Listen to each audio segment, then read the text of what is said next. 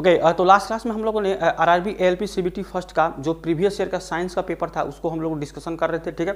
तो हम लोगों ने क्लास जो सेट 5 और सेट वाइज करके वहाँ पे देख रहे थे। तो यहाँ पे सेट 5 तक हम जो भी इसका पेपर था उसको हम देख चुके थे। आज का हमारा जो पेपर होगा ये सेट 6 का होगा।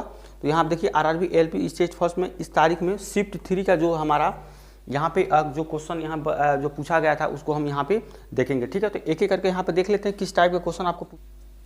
ठीक है, यहाँ पे फर्स्ट क्वेश्चन आपको पूछा गया है कि निम्नलिखित तत्वों में से किसका परमाणु द्रव्यमान, ठीक है, परमाणु द्रव्यमान यहाँ सबसे कम है, ठीक है। तो परमाणु द्रव्यमान सबसे कम किसका है इसके बारे में बताना है, ठीक है। तो किसी भी एलिमेंट का परमाणु क्रमांक और परमाणु द्रव्यमान, जैसे मान लीजिए ये नाइट्रोजन है, ठीक है, नाइट्रोजन का परमाणु क्रमांक कितना होता है, परमाणु क्रमांक अगर आप देखें तो ये आपका 7 होता है।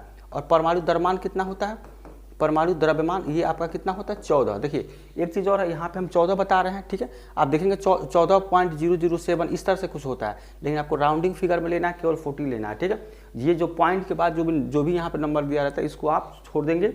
अब केवल बस ऐसे बताना है कौन सबसे ज़्यादा है। तो यहाँ देखिए इसका जैसे 14 है, देखिए इसी तरह से देखिए नाइट्रोजन यहाँ फर्स्ट में, तो कितना हो जाएगा इसका परमाणु द्रव्यमान देखेंगे। पहले देखिए यहाँ परमाणु क्रमांक लिख लेंगे और यहाँ पे परमाणु द्रव्यमान लिख लेंगे, ठीक है। ये अलग अलग चीज़ यहाँ पे परमाणु इसका क्रमांक कितना होता है, ये आपका 7 होता है परमाणु क्रमांक। परमाणु द्रव्यमान कितना होता है 14 होता है। हाइड्रोजन का कितना होता है, ये पीरियोडिक टेबल फर्स्ट एलिमेंट होता है, यहाँ पे इसका कितना होगा, इसका परमाणु क्रमांक 1 होता है। मास नंबर भी इसका 1 पॉइंट समथिंग होता है, लेकिन यहाँ पे 1 ले लेंगे, ठीक है। लिथियम देखिए कितना है, इसका 3 होगा, ठीक है। और इसका कितना ले लेंगे, ये भी देखिए 6 पॉइंट कुछ होता है, तो इसका 6 ले लेंगे, ठीक है। अब देखिए यहाँ हीलियम है, ये आपका 2 होगा, इसका कितना हो जाएगा 4 हो जाएगा। तो आप देखेंगे सबसे कम जो परमाणु द्रव्यमान यहाँ पे है किसका है, यहाँ पे आपका हाइड्रोजन का है, ठीक है। हाइड्रोजन का सबसे कम परमाणु यहाँ पे द्रव्यमान, तो इसका ऑप्शन क्या हो जाएगा, ऑप्शन नंबर बी इसका जो है आंसर हो जाएगा, ठीक है। तो इस तरह से आपको चेक करना है कि परमाणु द्रव्यमान किसका होगा, ठीक है। आप ये चीज़ आपको, ये वाला चीज़ आपको याद होना चाहिए, यानी पीरियोडिक टेबल आपको अच्छे तरीके से आना चाहिए, ठीक है। हम केमिस्ट्री का क्लास अभी शुरू नहीं किए हैं, लेकिन जब शुरू करें तो उसमें पीरियोडिक टेबल जब हम पढ़ेंगे तो इन सब चीज़ों को विस्तार से देखेंगे, क्योंकि पीरियोडिक टेबल से बहुत सारा क्वेश्चन आपको देखने को मिलता है एग्जाम में, और वहाँ से प्रॉब्लम जो है सॉल्व वहाँ से आप आसानी से कर सकते हैं। तो देखिए अगला क्वेश्चन देखिए यहाँ पे है, विद्युत आवेश की एसआई इकाई क्या है, ठीक है। तो देखिए हम वहाँ पे इलेक्ट्रिसिटी एंड मैग्नेटिज्म का क्लास जो देखे थे उसमें हम लोगों ने इसका जो है इस तरह क्वेश्चन को सॉल्व किए थे। तो यहाँ पे देखिए क्या है कि विद्युत आवेश की एसआई इकाई क्या है। देखिए तो इस जो विद्युत आवेश की एसआई इकाई क्या होती है, ये आपकी कूलम होती है, ठीक है। इसको आप पहले से भी जानते होंगे, तो इसका आंसर हो जाएगा कूलम। यहाँ पे देखिए ये है आपका वोल्ट, तो वोल्ट किसका होता है, विद्युत विभव का ये आपका इकाई होता है विद्युत विभव, ठीक है। इसको भी याद रखिएगा, ये होता है विद्युत विभव की एसआई इकाई, ठीक है। यहाँ पे विद्युत विभव इसको याद रखिएगा। जैसे एम्पियर है तो किसका होता है, विद्युत धारा की इकाई, मतलब इकाई होती है। यहाँ पे विद्युत ये धारा, ठीक है, विद्युत धारा कि ये आपकी इकाई होती है, ये तो पता ही है विद्युत आवेश की। ये एक ओम है, ओम किसका होता है, प्रतिरोध का, रेजिस्टेंस जिसको बोलते हैं, प्रतिरोध का यहाँ पे इकाई होती है, ठीक है। यहाँ पे आप इसको याद रखिएगा प्रतिरोध की। तो ये आपका हो जाएगा, इसका आंसर क्या हो जाएगा, यहाँ पे कूलम हो जाएगा, ठीक है। इसका आंसर हो जाएगा कूलम, इसको याद रखिएगा, ठीक है।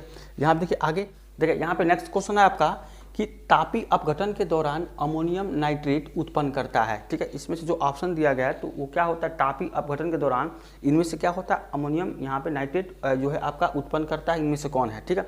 देखिए ये क्वेश्चन जो है आपका ऑर्गेनिक केमिस्ट्री का है, ठीक है। तो कार्बनिक रसायन अभी हम लोग वहाँ पे केमिस्ट्री देखे नहीं, तो उसको अच्छे से देखेंगे। तो यहाँ पर जो रिएक्शन के तौर पे जो भी आपके जो क्वेश्चन बनते हैं उसको हम जो है जब केमिस्ट्री पढ़ेंगे ऑर्गेनिक केमिस्ट्री, वहाँ पे अच्छे तरीके से बहुत सारा क्वेश्चन वहाँ से बनता है, उसको देखेंगे। यहाँ पे जस्ट आप क्या करें, इसको याद रख लीजिए कि क्या होता है। यहाँ पे देखिए इसके दौरान अमोनियम नाइट्रेट उत्पन्न करता है, ये क्या होता है, N2O होता है, ठीक है। N2O और H2O होता है, ठीक है।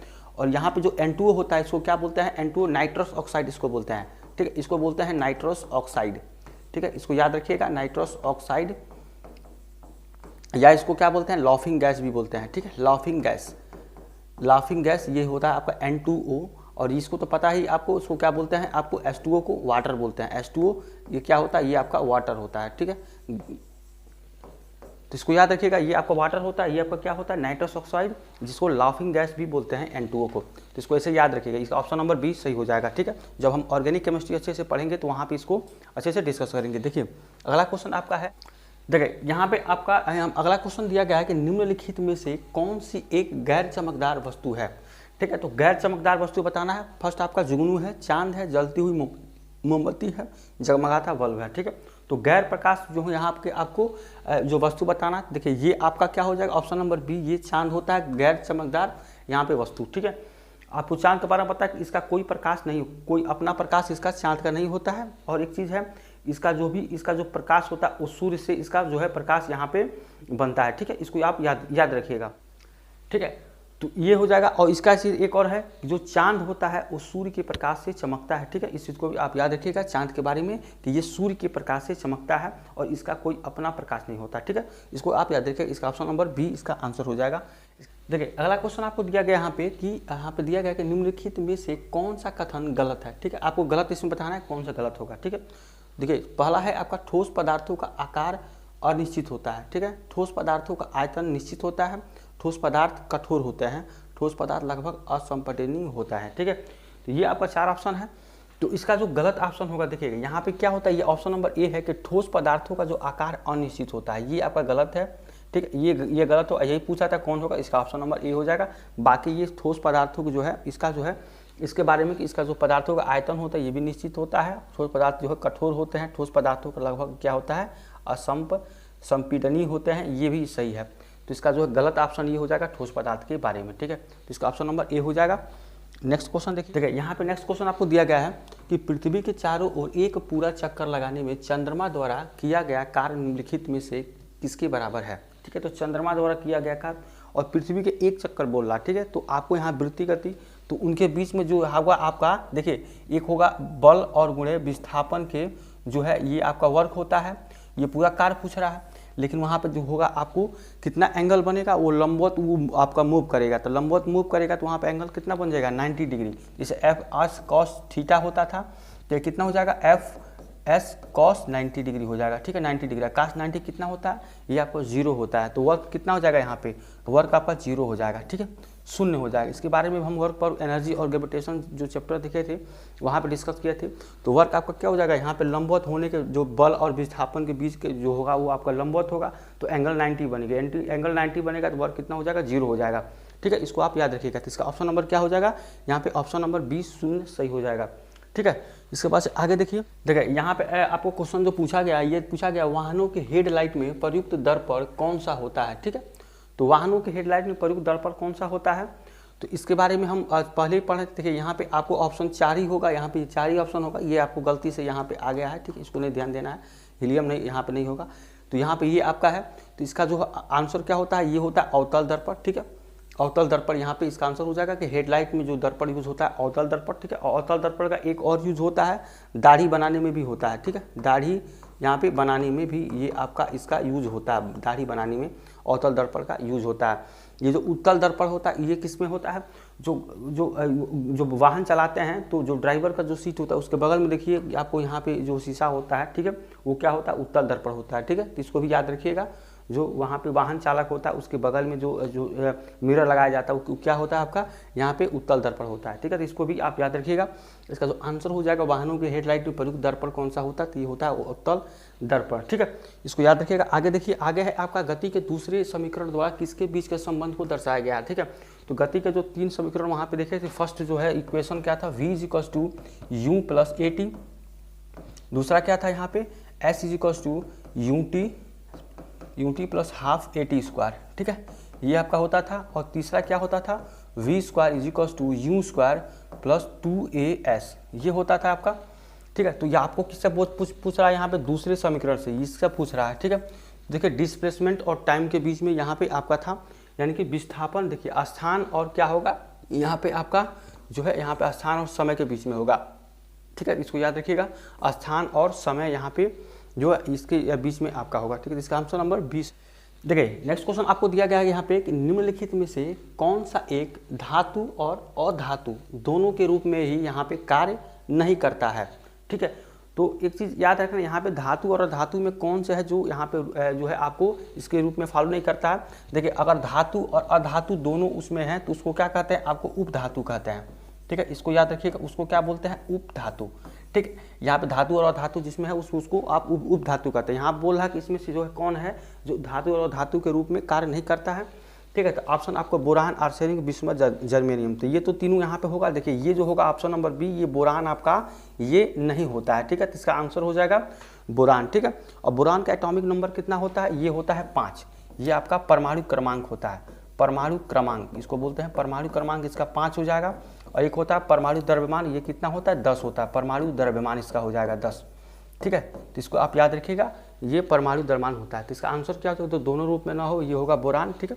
परमाणु क्रमांक 5 और ये क्या होगा आपका परमाणु द्रव्यमान 10 होगा, ठीक है। और ये जो यहाँ पे चारों जो हैं ये किस ब्लॉक के होते हैं, ये सब आपके पी ब्लॉक के एलिमेंट है, पी ब्लॉक, ठीक है। इसको याद रखिएगा, पी ब्लॉक कितने ब्लॉक होते हैं, एस ब्लॉक, पी ब्लॉक, ठीक है, डी ब्लॉक और एफ ब्लॉक, ठीक है। ये 4 ब्लॉक वहाँ पे होते हैं। तो इसको आप यहाँ पे याद रखिएगा कि ये आपका पी ब्लॉक है। और हम जब पीरियोडिक टेबल पढ़ेंगे वहाँ पे अच्छे से एस ब्लॉक के जितने एलिमेंट हैं, ठीक है, एस ब्लॉक के बारे में, एलिमेंट के बारे में, उसके जो है पी ब्लॉक के बारे में, एलिमेंट और डी और एफ के बारे में, ठीक है। इसको अच्छे से और से जो आपका अबाव प्रिंसिपल होता है उस पर किस तरह से जो है आपको इलेक्ट्रॉनिक कॉन्फ़िगरेशन किया जाता है उसको भी फॉलो करके वहाँ पे देखेंगे, ठीक है। तो इसका आंसर क्या हो जाएगा, ऑप्शन नंबर ए बोरान हो जाएगा। आगे देखिए, ठीक है, यहाँ पे आपको नेक्स्ट क्वेश्चन दिया गया है कि यहाँ पे कूलाम का नियम क्या है, ठीक है, क्या कहता है कूलाम का नियम जो होता है क्या होता है। तो इसके बारे में देखिए, हम पहले बताए थे एफ इज कितना होता है 1/4 पाई, ठीक है, एप्सिलॉन 0 के Q1 Q2 by are square, ये आपका होता है कूलाम का नियम, ठीक है। और देखिए यहाँ पे दो है आपका ऑप्शन में 2 बिंदु आवेशों के मध्य जो है आपका आकर्षण या प्रतिकर्षण बल के परिणाम 2 आवेशों की मात्रा के गुणनफल के साथ साथ उनके बीच की दूरी के वर्ग के व्युत्क्रमानुपाती ये होता है, ठीक है। तो इसका आंसर जो होगा ये आपका ऑप्शन नंबर ए हो जाएगा। जो फार्मूला होता है ये होता है, इसको पहले भी हम देख चुके थे, 1/4 पाई एप्सिलॉन 0 के Q1 Q2 by are square, ठीक है। तो देखिए यहाँ पे इनके बीच की दूरी के वर्ग के व्युत्क्रमानुपाती, यानी कि ये जो दोनों बीच होते हैं, मान लीजिए यहाँ पे क्या होता है, ये Q1 होता था, यहाँ पे Q2 होता था, और इसके बीच की दूरी कितना होता था, आर होता था। तो इसके जो है दूरी के वर्ग के व्युत्क्रमानुपाती, यहाँ पे इसके व्युत्क्रमानुपाती है यहाँ पे, ठीक है। तो ये आपका कहता है कूलाम का नियम, ठीक है। इसको पहले भी हम जो है इलेक्ट्रिसिटी मैग्नेटिज्म का जो क्वेश्चन जो वहाँ पे शुरू किए थे वहाँ पे हम लोग इसके बारे में देखे थे, ठीक है। तो अगर आप नहीं देखे तो वहाँ पे देख लीजिएगा। नेक्स्ट क्वेश्चन दिया गया है कि निम्नलिखित में से कौन सी चूने के पानी को, ठीक है, यहाँ पे दुधिया कर देती है। इसमें आपको बताना है ऑक्सीजन है, ओजोन है, कार्बन डाइऑक्साइड है और क्या है CO है, कार्बन मोनोऑक्साइड है, ठीक है। तो ये आपका ऑक्सीजन होगा, इसको ओजोन कहते हैं, कार्बन डाइऑक्साइड इसको कार्बन मोनोऑक्साइड। जिसमें पूरा कि कौन सा होगा जो चूने के पानी को दुधिया कर देती है, ठीक है। तो देखिए यहाँ पे होता है CaOH whole twice calcium hydroxide, इसको बोलते हैं CaOH होल ट्वाइस। इसको जब आप कार्बन डाइऑक्साइड से जब रिएक्शन कराएंगे CO2 से, इसका आंसर जो होगा आपका CO2 हो जाएगा, ठीक है। तो जब आप इससे जब रिएक्शन कराएंगे तो ये आपको क्या बना, कैल्शियम कार्बोनेट बनाता है CaCO3, ठीक है, और वाटर बनाता है H2O, ठीक है। तो इसको बनाने से के कारण दौरान क्या होता है, जो यहाँ पे चूने का पानी क्या करता है, दूधिया कर देता है, इसको बोलते हैं कैल्शियम कार्बोनेट, ठीक है, कैल्शियम कार्बोनेट, ठीक है। इसको याद रखिए, कैल्शियम कार्बोनेट इसको बोला जाता है, ठीक है। ये आपका क्या होता है, ये जल होता है, वाटर जिसको बोलते हैं वाटर, इसको याद है। ये आपका क्या होता है CO2, उसको बोलते हैं कार्बन डाइऑक्साइड, ठीक है, कार्बन डाइऑक्साइड इसको बोलते हैं। ये आपका कैल्शियम हाइड्रोक्साइड होता है, कैल्शियम हाइड्रोक्साइड, ठीक है, इसको याद रखिएगा, कैल्शियम हाइड्रोक्साइड, ठीक है, इसको याद रखिएगा CaOH होल ट्वाइस इसको बोलते हैं। जब हम ऑर्गेनिक केमिस्ट्री, जैसे कि अभी हमको पिछले क्लास जो है क्वेश्चन बताए हैं कि ऑर्गेनिक केमिस्ट्री जब पढ़ेंगे तो वहाँ पे इसको अच्छे से डिटेल में पढ़ेंगे। यहाँ पे इसको तरह जान लीजिए, ये चूने का पानी क्या बोलते हैं, यहाँ पे ये वो आपका क्या हो जाएगा, दूधिया करता है, CO2 कार्बन डाइऑक्साइड होता है, ठीक है। यहाँ पे देखिए यहाँ पे आपको नेक्स्ट क्वेश्चन दिया गया है कि निम्नलिखित में से कौन सा एक जो है आयनिक यौगिक का गुण नहीं है। यहाँ पे देखना है आयनिक यौगिक का गुण नहीं होता। आयनिक यौगिक क्या होते हैं, जो ये क्या होते हैं, ध्रुवीय घोल में क्या होते हैं, ये घुलनशील होते हैं। जो आयनिक यौगिक होते हैं ये ध्रुवीय घोल में घुलनशील होता है, इसको याद रखिएगा, ध्रुवीय घोल में घुलनशील, ठीक है, घोल में घुलनशील होता है, ठीक है। तो इसको आप याद रखिएगा, ठीक है, ध्रुवीय घोल में घुलनशील होता है। तो यहाँ देखिए ऑप्शन दिया पानी में घुलनशील और पेट्रोल में क्या होगा, देखिए यहाँ पेट्रोल में अघुलनशील होगा, ठीक है, अघुलनशील, इसको यहाँ पे लिख लीजिए, अघुलनशील होगा। देखिए कम गलनांक और क्या होगा, यहाँ पे क्वथनांक हो जाएगा, इसका ऑप्शन में यहाँ पे क्वथनांक हो जाएगा, छूट गया है। ठोस और मजबूत होगा यहाँ पे उच्च गलनांक और क्वथनांक। तो इसका जो गुण होता है ये क्या होता है आपको, ये कम गलनांक और क्वथनांक होता है, ठीक है। जो आपके जो ये होते हैं आयनिक यौगिक का गुण जो है इसमें नहीं हो, जो नहीं बताना, ये क्या होगा आपका कम यहाँ पे गलनांक और कम यहाँ पे क्वथनांक होगा, ठीक है, इसको आप याद रखिएगा। ठीक है। तो आज के लिए बस इतना ही। अगर आपको आज की क्लास अच्छा लगा तो चैनल को सब्सक्राइब, लाइक, शेयर करिए, ठीक है। और इसका जो नेक्स्ट पार्ट है, जो सेट 7 होगा, उसको हम नेक्स्ट क्लास में देखेंगे, ठीक है। और एक चीज़ और है कि हम जो है रीजनिंग का जो भी क्लास जो पहले लिए थे उसको छोड़े हुए थे, तो रीजनिंग का क्लास भी हम वहाँ पे देखेंगे, ठीक है, चैप्टर वाइज जो है। और जिस तरह से इसमें भी क्वेश्चन पूछा गया उस तरह से क्वेश्चन वहाँ पे जो है लेने की कोशिश करेंगे, ठीक है। तो आपसे उम्मीद करते हैं कि आप जल्दी से जल्दी इसको सब्सक्राइब करिए, ठीक है। और लाइक शेयर भी करिए, ताकि जल्दी से हम और भी सारे जो सब्जेक्ट यहाँ पे लाने की कोशिश करें और बताने की कोशिश करें। मैथ भी आपका जो क्लास वो भी शुरू होगा, ठीक है। और भी सारे सब्जेक्ट हैं वो भी शुरू होगा, ठीक है।